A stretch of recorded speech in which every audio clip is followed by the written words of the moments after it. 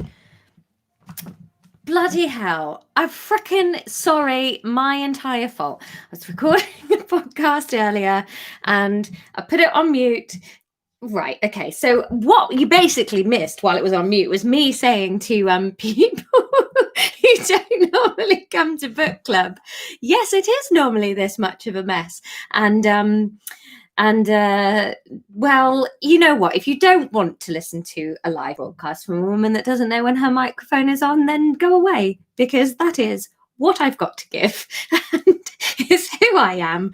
And it's also the reason I'm not more successful than I should be.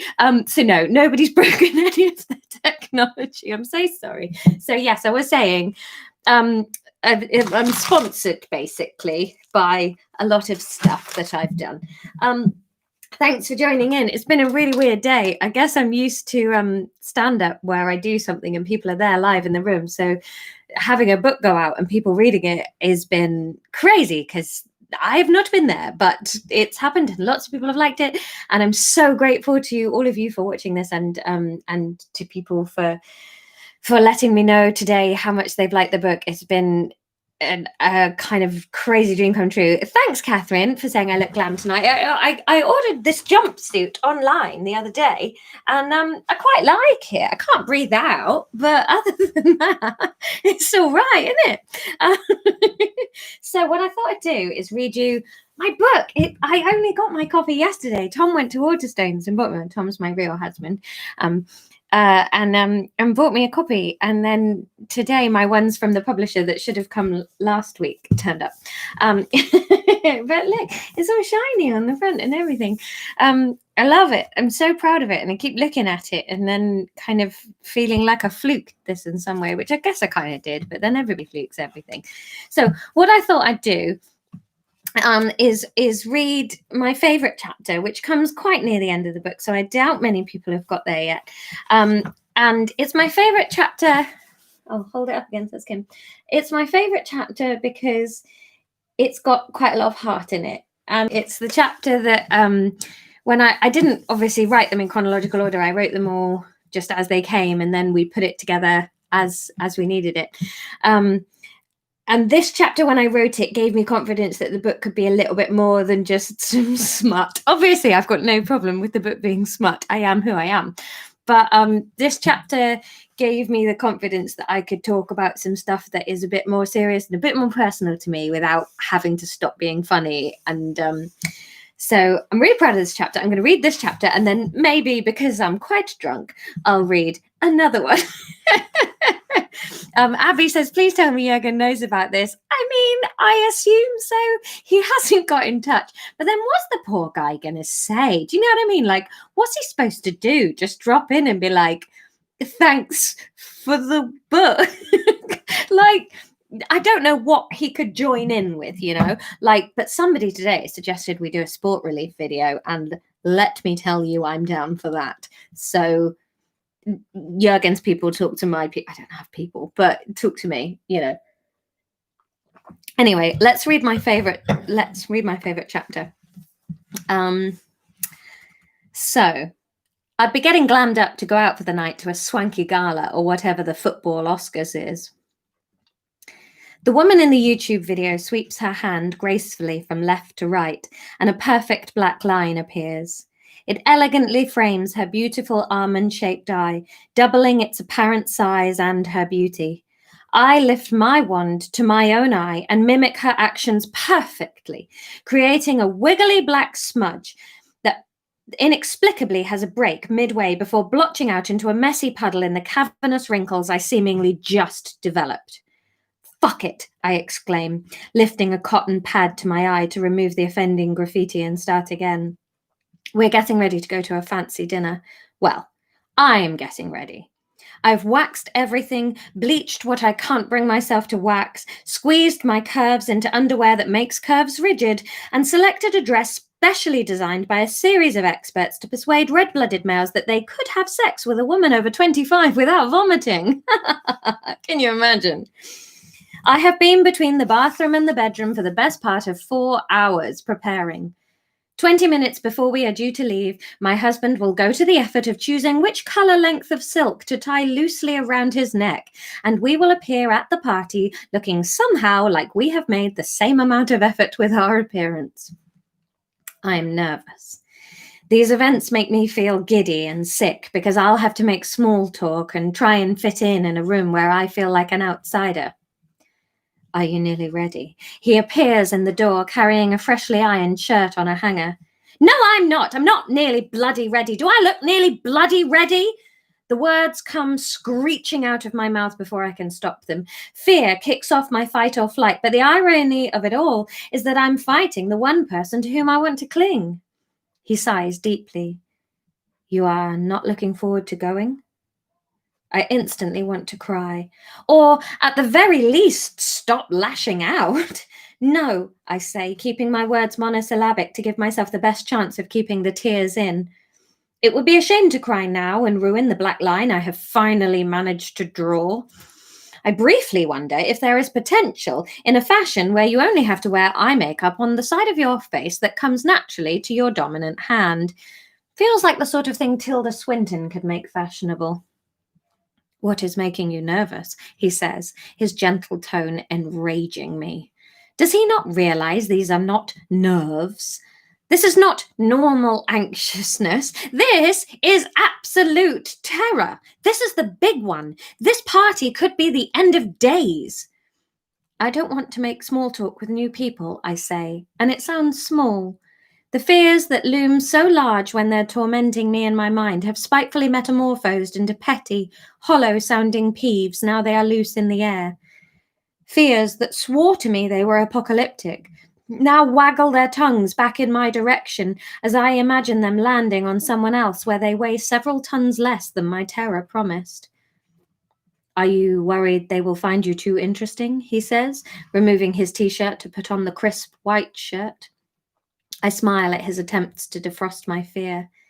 I don't know what I'm worried about, I say, feeling the muscles up my spine relax and sag as I give in to my honesty.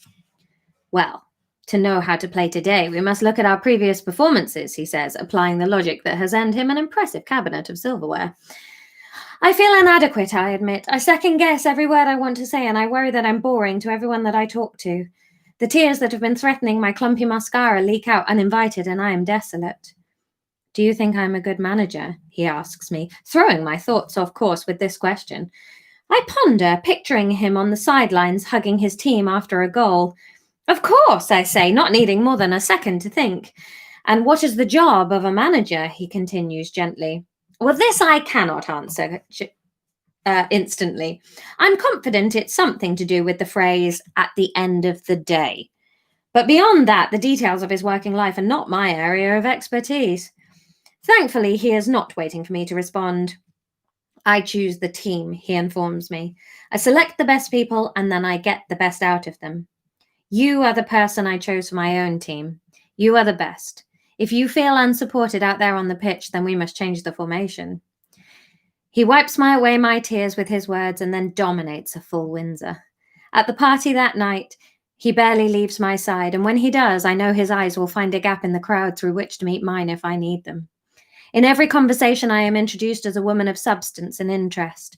He finds ways to include me in subjects where I would never normally find a foothold.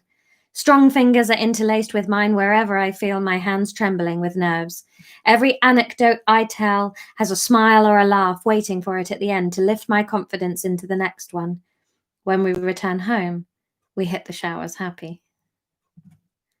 So there you go. That is my favorite chapter. I have terrible anxiety, really dreadful, and I have ruined several parties, several weddings even, with my absolute inability to behave like an adult human being.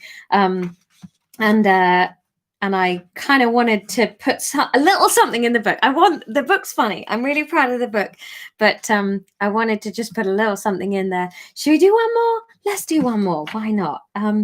Oh, here's a fun one. Let's do this one, shall we? Okay, I'll redo this one, and I probably shouldn't read any more. Otherwise, I'm basically just doing the audio book. I love you guys so much. For anybody that doesn't normally come to book club, I've been doing a thing for a couple of months where a lot of the people that you'll see commenting in the live chat now, they all know each other basically because we we meet up a couple of times a week, and I'm writing a chapter based on their suggestions. So every night I read a new chapter that I've written, and then I give them a vote, and whatever they vote for, the new chapter is based on that. You can join in on the second one. We're only about 10 days into it at the moment, so you can catch up. They're all available on the YouTube page, and you can get joined in. It's been a really lovely way to meet new people. Let's do a second chapter though, shall we? Why not? This wine is really very lovely. Very lovely. I had to go to Waitrose today instead of Asda, where I normally go. I spent a horrible amount of money, but stuff does taste nice, doesn't it? Right. We'll do one more chapter, and then my publisher would kill me if I read any more for free. Oh, fuck it. Who cares? They've already paid me. Right.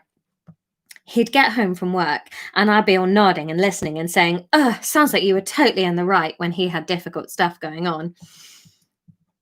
A handsome shadow falls across my desk. I look up from the sentence I am wrestling into place. It's supposed to be a joke, but it's currently a weak observation spliced with a tedious political opinion.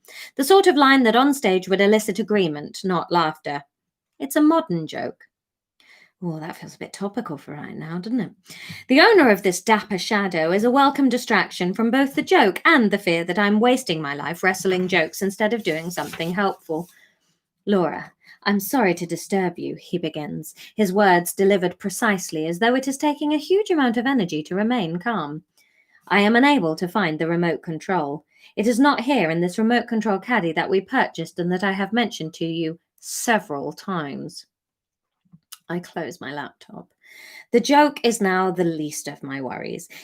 It is cold in this majestic shadow. There is more to this than a missing remote control.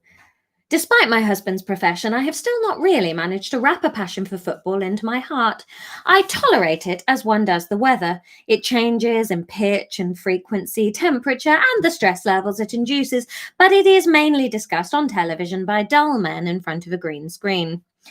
I rarely attend matches for fear of distracting my husband or of finding out that I do not distract my husband. I know which one my fragile ego would find harder to bear. They speak of the football season, but as far as I'm aware, the football season takes an entire calendar year to go full cycle. I believe there might be a day somewhere in early July every other year where football is not happening. On that day, there is 24 hours of programming in which the men in front of the green screens discuss how much they can't wait to have football back. The working life of my beloved is to be gauged as one might a menstrual cycle. I can tell how close we are to some sort of final or important situation by how much not being able to find the remote control annoys him. If he swears at the remote control, then it is an important game. If he accuses the remote control of hiding, they cut all these bits out of the audible version. It's weird, isn't it? If he accuses the remote control of hiding, then it is a very important game. If he comes to me holding the caddy for the remote to ask why on earth I, a grown woman of reasonable intelligence, am not capable of returning the remote control to the very item whose sole purpose on this earth is to cradle the remote control, well, then I know it is a final. The remote control has been the pawn ever since we got soft closed cupboards. Before the days of soft closed cupboards, I had a kitchen-based alarm system like a troop of howler monkeys, but now the kitchen is quiet. I follow him down to the living room and help him look for the missing buttons. We discover I have left them beside the plant pot that I had finally remembered to water because I had just switched over to Springwatch. Curse you, Packham, and your persuasive ways. The unfinished joke upstairs in my laptop can wait. Right now, my husband needs me, and so I brew us each a cup of tea and ask him if there's anything I can do to help. It turns out he is furious with a colleague of his that I don't think I have met. It may be one of the assistant coaches or something, but from what I can gather, he must have got his job through nepotism because no one seems to think he's very good at it. It has been one bad decision after another. As my beloved's tirade comes to an end, I smile and shake my head sagely. There's nothing for it, my love. You are simply going to have to fire this VAR guy. My advice clearly settles his mind because he picks up the remote, because he simply smiles, picks up the newly recovered remote control and switches on the television without another word. So there you go. thanks. I can't thank you enough. The whole of this year has been rescued by Twitter and the internet, and then YouTube, and I'm so grateful. I'm so stupidly grateful that you find me fun to be around, because I really like hanging on with you guys. So thank you. Thanks for buying it. Thanks for listening. If you liked the video, give it a little thumbs up. Please join us for book club if you like stories and community and little silly stuff. But thank you from the bottom of my heart for saving my year. I'm a fucking author. Thank you very much.